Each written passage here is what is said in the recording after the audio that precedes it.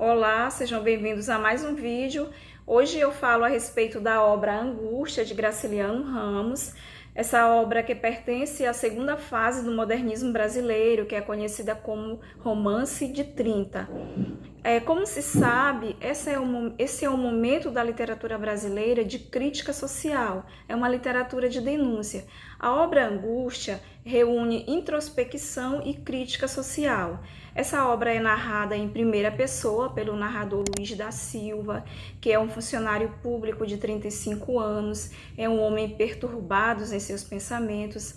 A narrativa se dá em primeira pessoa percebemos aqui que os fatos narrados são frutos da imaginação e da memória de Luiz da Silva, que é um homem frustrado, pessimista, angustiado, como o próprio nome da obra já diz, que é angústia. Ele é aquele homem que tem um complexo de inferioridade enorme. Ele se sente sempre pequeno diante dos outros. Então, Luiz da Silva, ele é um ser descontente, ele não se alegra nem com o salário que ele ganha, porque mal dá para pagar as contas. O espaço onde ele vive também revela um pouco da precariedade da vida desse narrador personagem. Ele sempre narra os barulhos dos ratos o perturbando. O espaço também nos lembra a obra O Cortiço, de Aloysio de Azevedo, tanto pela questão da precariedade, como por também um vizinho saber o que ocorre na casa do outro vizinho. Nos mostra essa ideia de que não há uma privacidade. E também aqui ocorre a animalização dos personagens em vários momentos da narrativa. Então, Luiz da Silva é esse ser pessimista que vive em conflitos e ele nos arrasta para esse seu mundo conflituoso. O leitor se sente preso a essa narrativa, se sente arrastado no sentido metafórico da palavra para esse mundo conflituoso desse personagem. A palavra angústia tem o prefixo ang, que significa apertar, oprimir, apertar a garganta. Isso ocorre na obra várias vezes, esse apertar a garganta no sentido literal, porque há várias cenas de enforcamentos nessa obra. Mas também o narrador personagem, ele se sente também enforcado, preso com esse nó na garganta, porque ele é um homem sofrido, angustiado, triste, que tem esse complexo de pequenez, como eu falei antes. Então, a obra Angústia reúne tanto introspecção, como eu falei de início, e crítica social.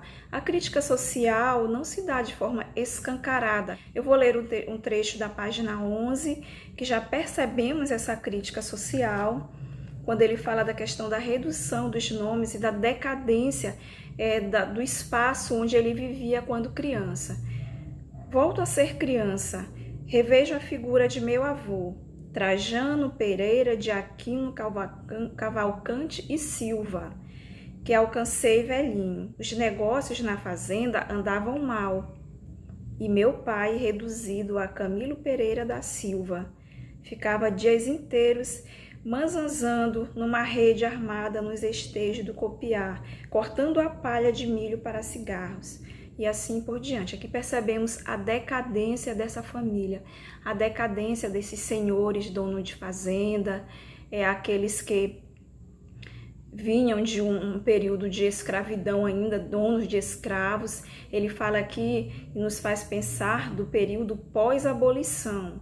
E há vários trechos na obra que comprovam isso. Eu vou ler mais um trecho, quando ele fala desse momento da história do Brasil.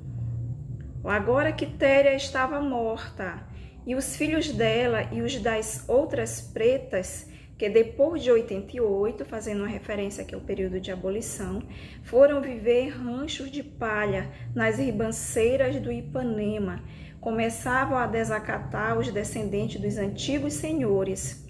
Muitos andavam nos grupos de salteadores que assolam o Nordeste, queimando propriedades, violando moças brancas, enforcando os homens ricos nos ramos das árvores. Então percebemos o que acontece aqui com os ex-escravos. Então essa obra, além de falar desse momento da história do Brasil, de pós-abolição, fala também do período de ascensão da burguesia, já que Luiz da Silva vive em Maceió. E tem um personagem aqui, Julião Tavares, que ele o considera inimigo, que representa essa burguesia em ascensão. Então, além de crítica, nós temos a introspecção. Esse é um romance que nos traz o fluxo de consciência, nos traz o monólogo interior. E é através desse recurso, ou melhor, desses recursos, que nós sabemos tudo o que ocorre ou que ocorreu na vida de Luiz da Silva, em que em muitos momentos dessa narrativa nós chegamos a desconfiar do narrador, porque ele mesmo fala às vezes que é fruto da imaginação. Então aqui há uma mistura de lembranças da infância e também da imaginação desse narrador personagem tão cheio de conflitos. Para falar sobre esses conflitos de Luiz da Silva, eu vou ler alguns trechos que eu considero trechos muito importantes nessa obra, que são trechos da infância, porque a vida adulta é um reflexo do que acontece na infância. E aqui tem cenas muito fortes de Luiz da Silva na infância. Eu começo pelo momento que ele está com o pai, a vida dele na fazenda com os avós. Ele vivia em companhia do pai e dos avós, nessa fazenda já em estado de decadência. E as lembranças que ele tem do pai, que eu considero algo bem importante nessa obra. Momento que uma criança vai à escola, né, o primeiro dia de aula, é algo que fica na memória. E ele narra isso aqui de uma forma tão pessimista, tão triste. Fomos morar na vila. Meteram-me na escola de seu Antônio Justino para desasnar, pois como disse Camilo, que é o pai, quando me apresentou ao mestre, que foi que o pai disse? Eu era um cavalo de 10 anos e não conhecia a mão direita. Aprendi leitura, o catecismo, a conjugação dos verbos. O professor dormia durante as lições e bocejava olhando as paredes. Então aqui nós percebemos que o momento que o pai o leva à escola, né, como o pai o descreve aqui ao mestre, que ele levou o filho para desasnar, né, deixar de ser asno. Ainda disse que ele era um cavalo de 10 anos. Então esse é um dos momentos que eu considero importantes da infância de Luiz da Silva, que certamente trouxe reflexos para que ele se comportasse dessa forma que ele se comporta na vida adulta. E outro momento que eu marquei, bem interessante, é quando ele aprende a nadar. O pai vai ensinar. Será que é um momento de alegria, né, a criança aprender a nadar? Quando eu ainda não sabia nadar, meu pai me levava para ali, segurava-me um braço e atirava-me no lugar fundo. Puxava-me para cima e deixava-me respirar um instante. Em seguida, repetia a tortura. Vejam que aqui nadar para ele era uma tortura. Com o correr do tempo, aprendi natação com os bichos e livrei-me disso. Mais tarde, na escola, isso aqui é bem interessante, ele não aprendeu a nadar com o pai. Ele não considerava isso nem como uma aprendizagem, um momento de prazer e de alegria. Ele considerava uma tortura. Então ele aprendeu a nadar com os bichos. E mais tarde, quando ele estava na escola, o que ele diz aqui? Mais tarde, na escola de mestre Antônio Justino, li a história de um pintor e de um cachorro que morria afogado. Vejam só, ele leu essa história de um cachorro que morreu afogado e de um pintor. Pois para mim, era no poço da pedra que se dava o desastre. Isso fez lembrar no poço que o pai o colocava para aprender a nadar. Sempre imaginei o pintor com a cara de Camilo Pereira da Silva. E quem era o cachorro? E o cachorro parecia-se comigo. Vejam que a história é triste aqui, que ele lê na escola, e ele imagina que o pintor é o pai dele, e ele o cachorro que morreu afogado. Outro momento dele com o pai, eu escolhi os momentos dele com o pai, já que ele vivia em companhia dos avós e do pai. Então o pai era o responsável pela educação dele. E o momento da morte, quando ele chega da escola e o pai havia morrido. E esse é o momento que Luiz da Silva, ele se sente obrigado a chorar, mas ele não consegue. Ele não consegue chorar. Fui sentar-me numa prensa de farinha que havia no fundo do nosso quintal. Tentei chorar, mas não tinha vontade de chorar. Estava espantado, imaginando a vida que ia suportar sozinho neste mundo. Sentia frio e pena de mim mesmo.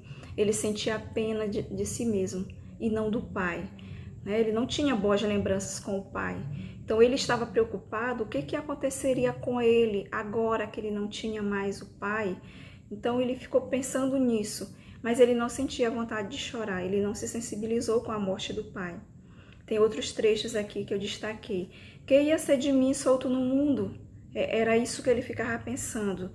E depois procurava chorar, é como se fosse uma obrigação chorar. Ele estava preocupado porque não conseguia chorar. Procurava chorar, lembrava-me dos mergulhos no poço da pedra, das primeiras lições do alfabeto, que me rendiam cocorotes e bolos. Olha as lembranças no momento da morte do pai. Desejava em vão sentir a morte de meu pai.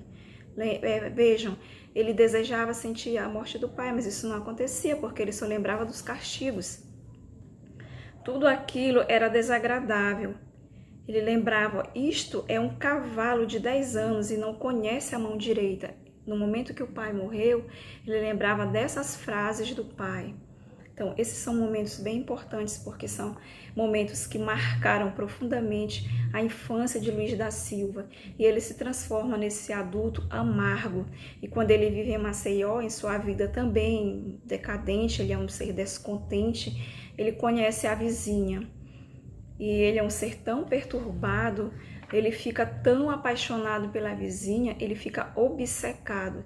Ele não consegue controlar os seus impulsos. Ele é um ser que não consegue controlar as próprias emoções. Ele fica o tempo inteiro oscilando entre aquele momento, o passado, a imaginação.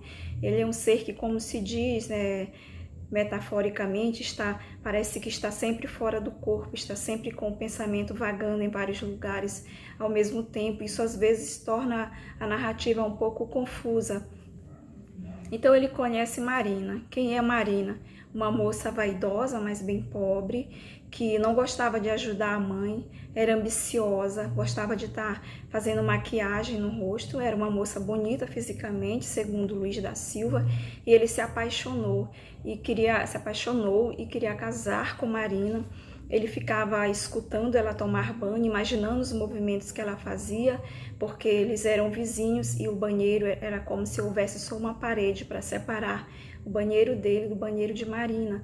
Então ele ficava o tempo inteiro pensando em Marina, queria casar e todas as economias que ele tinha guardada, que não era muita coisa, ele investiu nesse enxoval. Depois ele vai percebendo a indiferença de Marina. Há um personagem aqui na obra, Julião Tavares, que é um homem que parece inteligente. Ele é esse representante da burguesia, é um homem que fala bem, e isso deixa Luiz da Silva bem, com muita raiva mesmo, porque eu acho que ele se sente pequeno diante daquele homem. Ele o descreve como um ser feio fisicamente, mas não sabemos se de fato Julião Tavares era feio, como ele diz, porque ele era apaixonado por Marina e percebeu que estava ocorrendo algo entre Julião Tavares e Marina. Então Marina desiste desse casamento e ele fica o tempo inteiro atrás, ele fica vigiando os passos dela, vigiando os passos de Julião Tavares. Isso o deixa extremamente perturbado. Esse ser perturbado, perdido em seus pensamentos, revoltado com a vida no presente e também revoltado com a vida que ele teve no passado, comete um assassinato nesta obra. E aqui vem uma das cenas de enforcamento que eu falei no início.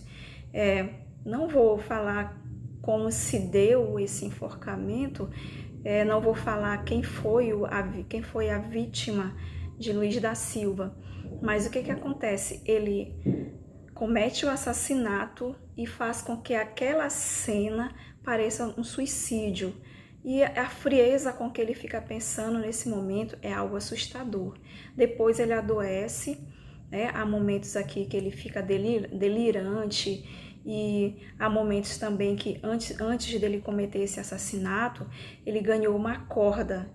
Isso é algo bem importante na obra, porque ele ganhou uma corda de presente de um andarilho, seu Ivo, que sempre vivia lá pedindo comida, e o simples fato dele ganhar uma corda o deixou muito perturbado, com muita raiva, brigou com seu Ivo, e aí o leitor percebe por que uma corda deixa um homem tão perturbado. O leitor imagina que ele já planejava usar aquela corda, e ele leva a corda no bolso, e essa corda que ele usa para fazer com que aquele crime pareça um suicídio. E as cenas são bem fortes. Há um momento também aqui que ele fala sobre um aborto que Marina fez, e que ele ficava perseguindo Marina pelas ruas. Ele era grosso, ele parecia sentir ódio, mas percebemos que não é ódio que ele sente, que é ciúme, que ele sente vontade de estar na companhia dela, porque ele é um ser solitário. Então, como eu falava antes, depois que ele comete esse crime, ele adoece, e aí nós percebemos que esse final da obra Angústia nos leva lá para o início, é como se fosse um ciclo. E só vamos perceber isso quando chegamos ao final da obra. É como se Luiz da Silva também ele estivesse fechado nesse mundo dele de angústia, de sofrimento, de pequenez. Essa é uma das melhores obras que eu já li. É um autor que eu admiro muito, Graciliano Ramos. Então, não deixem de ler a obra Angústia e outras obras de Graciliano Ramos, que é um dos grandes autores do modernismo brasileiro.